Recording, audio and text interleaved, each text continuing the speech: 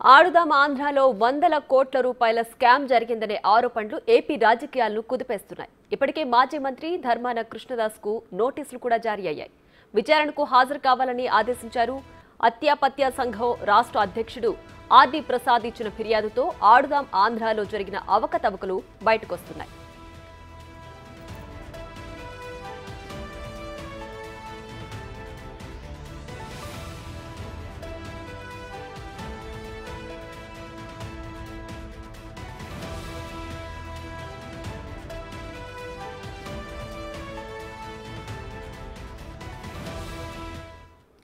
ఇక మరింత సమాచారం మా ఇన్పుట్ ఎడిటర్ పవన్ లైవ్ లో అందించడానికి సిద్ధంగా ఉన్నారు.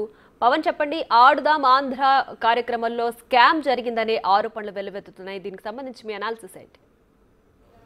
గ్రామీణ ప్రాంతాల్లో ఉన్న క్రీడాకారులని వాళ్ళ క్రీడల్ని మరింత మెరుగుపరిచేందుకు ఆడదాం ఆంధ్ర అనే కార్యక్రమాన్ని అటు జగన్మోహన్ రెడ్డి సర్కార్ ప్రవేశపెట్టింది. ఆ జిల్లాలలో గ్రామీణ ప్రాంతాల్లో ఉన్న క్రీడాకారులను ప్రోత్సహించే విధంగా ఆడదాం ఆంధ్ర కార్యక్రమాన్ని రూపొందించారు. అయితే ఆడదాం ఆంధ్ర కార్యక్రమాన్ని అడ్డం పెట్టుకొని అటు భారీ అక్రమాలకు పాల్పడ్డారు, పెద్ద ఎత్తున అవినీతి జరిగింది. ఆ క్రీడా పరికరాల కొనుగోళ్లలో కూడా కోట్ల రూపాయల దుర్వినియోగం జరిగిందంటూ ఆత్యపత్య సంఘం రాష్ట్ర అధ్యక్షుడు ఆర్డి ప్రసాద్ ఫిర్యాదు చేశారు.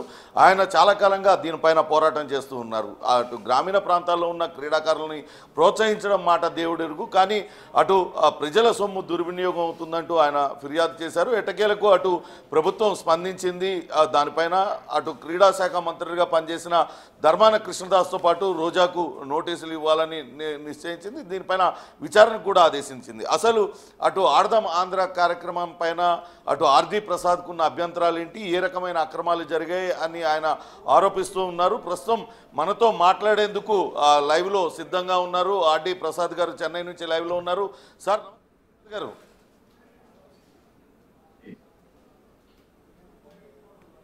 హలో, నమస్తే ప్రసాద్ గారు.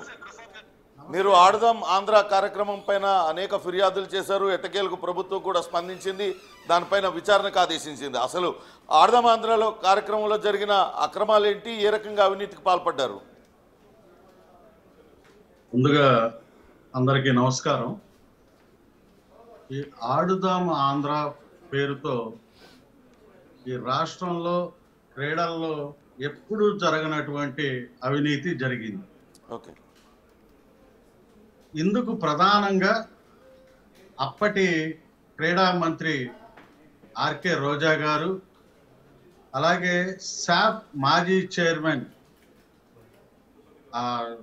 సిద్ధార్థారెడ్డి గారు, అలాగే ఆ రోజున్నటువంటి స్పోర్ట్స్ అథారిటీ ఆఫ్ ఆంధ్రప్రదేశ్ ఈసీఎండి, అలాగే 26 జిల్లాల డిఎస్ఓలు ప్రధాన పాత్ర పోషించారు. ఓకే. అంటే ఏ రకంగా అవినీతికి పాల్పడ్డారండి వాళ్ళందరూ? వాళ్ళపైన ప్రధానంగా మీరు చేస్తున్న ఆరోపణ ఏంటి? ముఖ్యంగా ఈ టోర్నమెంట్ నిర్వహణ పేరుతో ఓకే, యాక్చువల్ గా ఒక గుర్తింపు క్రీడ ఎవరైనా తీసుకునేటప్పుడు అందులో నైపుణ్యం ఉన్నటువంటి క్రీడాకారుల్ని ఏదైనా ఉద్యోగాలకో లేకపోతే వాళ్ళ దీన్ని ఇంకా బెటర్మెంట్ తీసుకొచ్చి పై ఎత్తున ఇంటర్నేషనల్ ఆడిస్తానికో ఎక్కడైనా సహజంగా జరిగేది. అదే క్రీడా నైపుణ్యం మెరుగుపరిచేందుకు వాళ్ళ నైపుణ్యాన్ని డెవలప్ చేయటం, అలాగే నగదు పురస్కారం ఇస్తామనే వంకతో ఓకే క్రీడాకారుల ప్రతిభను గుర్తించి వారికి ఆర్థికంగా ప్రోత్సహిస్తామనే ఉద్దేశంతో కూడా ఈ టోర్నమెంట్ పెట్టడం జరిగింది, ఆడుదాం ఆంధ్ర. ఓకే. కానీ ఇది దీంట్లో సాక్షాత్తు ఆనాటి రాష్ట్ర ముఖ్యమంత్రి జగన్మోహన్ రెడ్డి గారు కూడా ఇందిరాగాంధీ మున్సిపల్ స్టేడియంలో ఆడుదాం ఆంధ్ర గురించి చాలా గొప్పగా చెప్పడం జరిగింది. కానీ ఎంత ఎన్నికల స్టంట్ అంటే ఇది. ఎవరైనా క్రీడాకారుడు తన పేరుని ఎక్కడ రిజిస్ట్రేషన్ చేసుకోవాలండి? స్పోర్ట్స్ అథారిటీ ఆఫ్ ఆంధ్రప్రదేశ్ లో రిజిస్టర్ చేస్తారు. కానీ వీళ్ళు ఏం చేశారు అంటే సచివాలయాల్లో రిజిస్ట్రేషన్ చేయమని చెప్పేసి చెప్పటం జరిగింది. దాదాపు 1,70,00,000 మంది రిజిస్ట్రేషన్ చేసుకున్నారని చెప్పారండి. ఉమ్, కానీ 1,75,00,000 మంది బయోడేటా ఎవరి చేతిలో పెట్టారు సార్? ఉమ్, క్రీడాకారుల బయోడేటాని సచివాలయాల్లో ఎక్కడైనా పెడతాం, భారతదేశంలో చూసావా? ఉమ్, అలాగే ఇక్కడ వాళ్ళు సప్లై చేసినటువంటి పరికరాలు గనక రేపు విచారణ అధికారులకు చూపించబోతున్నాను. ఓకే.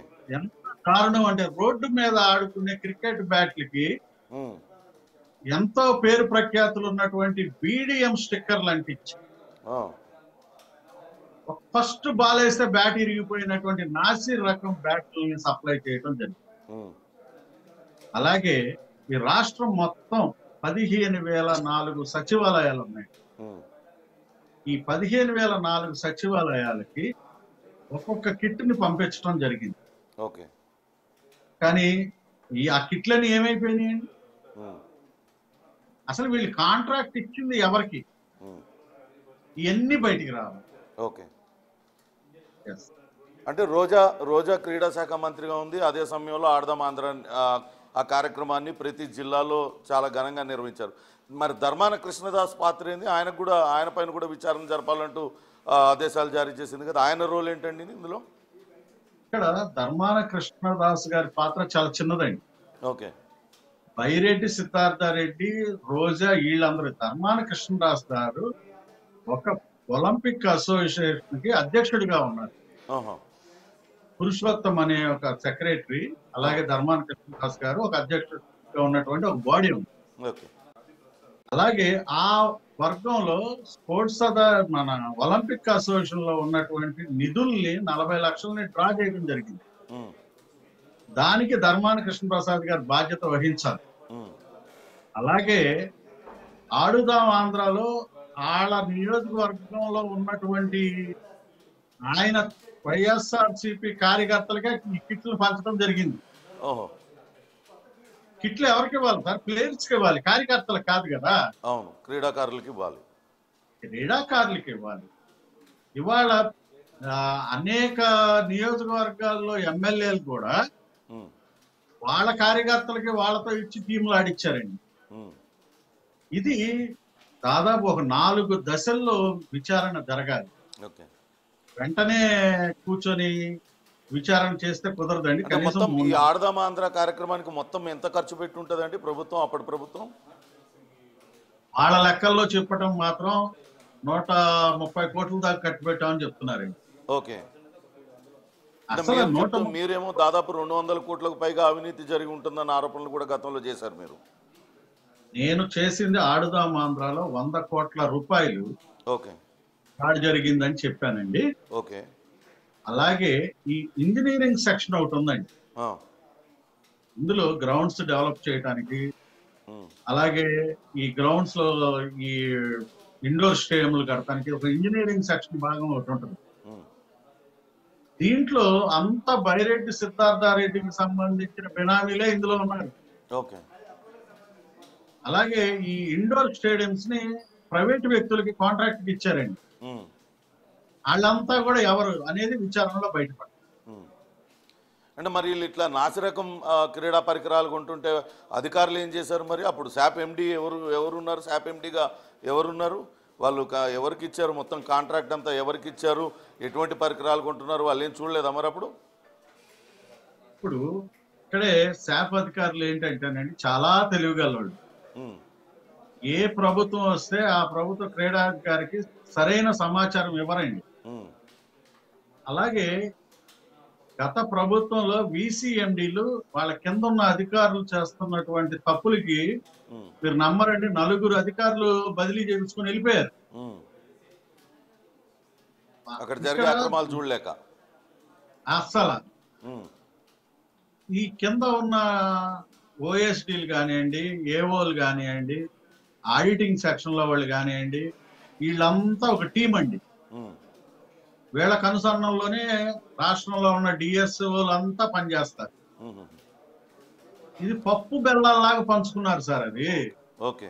నేను చెన్నైలో ఉండటం మూలాన మీకు నేను ఈ ఆధారాలన్నీ చూపించలేకపోతున్నాను. ఉమ్, స్పోర్ట్స్ అథారిటీ నుంచి ఆడుదాం ఆంధ్ర పేరుతో ఏ జిల్లాలకు ఎంతంత అమౌంట్ వెళ్ళింది, ఎంతంతా వీళ్ళు ఖర్చు పెట్టినట్టుగా చూపించారో ఇవన్నీ కూడా ఆధారాలతో చూపించబోతున్నాను రేపు విచారణ అధికారి. ఓకే. అంటే ఈ పరికరాలన్నీ కొనుగోలు చేశారు, నాసిరకం పరికరాలు ఎక్కువ ధరలకు కొనుగోలు చేశారని చెప్తున్నారు కదా, ఇవన్నీ ఎవరికి ఇచ్చారండి కాంట్రాక్టు? అది కూడా వీళ్ళకి సంబంధించిందేనా? వీళ్ళ బినామీలు అట్లాంటి వాళ్ళేనా వాళ్ళు? అంతే కదా సార్. యాక్చువల్ గా ఒక పెద్ద కంపెనీలకి ఇచ్చేటప్పుడు వాళ్ళ స్టాండర్డ్స్ వేరండి. వీళ్ళు నేను అందుకనే పోర్ట్స్ అథారిటీ ఆఫ్ ఆంధ్రప్రదేశ్ కి నేను ఆర్టీఐ యాక్ట్ కింద మీకు ప్రభుత్వం ఎలాట్ అయినటువంటి అమౌంట్ జీవో కాపీలు, అలాగే మీరు ఈ పరికరాల కొనుగోలు నిమిత్తం ఎవరికి కాంట్రాక్ట్ ఇచ్చారు, అలాగే క్రీడా దుస్తులు ఉన్నాయండి, క్రీడా దుస్తులు ఎవరికి కాంట్రాక్ట్ ఇచ్చారు అని అనేక వివరాలు, అలాగే మెడికల్ సీట్లో పొందినటువంటి ఈ 5 సంవత్సరాల మెడికల్ సీట్లు ఎంతమంది పొందారు, ఈ అన్ని వివరాలు అడిగితే ఏదో 2-3 వీటికి ఇచ్చి కనీసం ఆడుదాం ఆంధ్ర గురించి కానీ అంతకుముందు తిరుపతిలో నిర్వహించినటువంటి సీఎం కప్ లో గాని వాటి వివరాలు ఈ రోజుకి తెలియచేయలేదండి. తెలియచేయకపోతే నేను దాన్ని స్పోర్ట్స్ మినిస్టర్ గారికి కూడా రీసెంట్ గా నేను మొన్న 3 రోజుల క్రితం కంప్లైంట్ కూడా ఇచ్చాను. సార్ ఇలా జరుగుతుంది, దీని మీద మీరు కూడా దృష్టి సారించి ఈ రాష్ట్రంలో ఉన్న క్రీడాకారులందరికీ న్యాయం చేయమని చెప్పేసి నేను ఆయన కూడా రిక్వెస్ట్ చేయడం జరిగింది. త్వరలోనే ఆయన ఒక మంచి నిర్ణయం తీసుకుని ఒక కమిటీ వాళ్ళ ద్వారా కూడా క్రీడా మంత్రిత్వ పరిధిలో కూడా వాళ్ళు కూడా విచారణ కమిటీ వేసి విచారణ చేసి దోషులను మాత్రం ఎట్టి పరిస్థితుల్లో వదలరు. ఓకే. అంటే మీరేమో బైరెడ్డి సిద్ధార్థ రెడ్డి శాప్ చైర్మన్ ఉన్నాడు, ఆయన రోజా అని చెప్తూ ఉన్నారు. కానీ ఇప్పుడు ఇచ్చిన విచారణ దానికి ఏదైతే విచారణ చేయమన్నారో అందులో కృష్ణదాసు, రోజా పేర్లున్నాయి అండ్ 2 others అని మాత్రమే ప్రస్తావించారు. అంటే మీరు చెప్తున్న దాన్ని బట్టి ఆ 2 othersలో ఒకళ్ళు బైరెడ్డి సిద్ధార్థ రెడ్డి, ఇంకో వ్యక్తి ఎవరై ఉండే అవకాశం ఉంటుందండి? శాప్ అధికారులే. ఎవరండి? శాప్ క్రీడా ప్రాధికారిక సంస్థ అధికారులేనండి.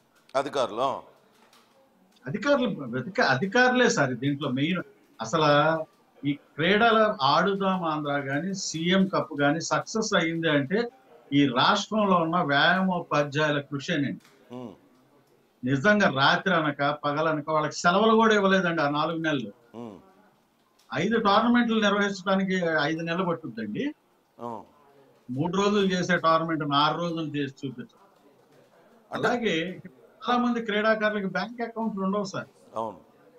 కానీ వీళ్ళు బ్యాంక్ అకౌంట్లు కూడా క్రియేట్ చేసి డబ్బులు డ్రా చేసేసారు. ఎన్ని విచారణలో ఎవరి పేర్ల మీద ఏ బినామీ పేర్ల మీద డ్రా చేశారు అన్ని కూడా విచారణలో బయటకు వస్తాయి. ఓకే అండి, మీ పోరాటం కొంతవరకు ఫలితాన్ని ఇచ్చింది. దానిపైన విచారణకు ఆదేశించారు. చూద్దాం ఈ విచారణ ఎలా కొనసాగుతుంది అనేది. ప్రియా, ప్రస్తుతానికైతే అటు రోజాకు అట్లనే ధర్మాన కృష్ణదాస్ ఇద్దరికి కూడా నోటీసులు జారీ చేశారు.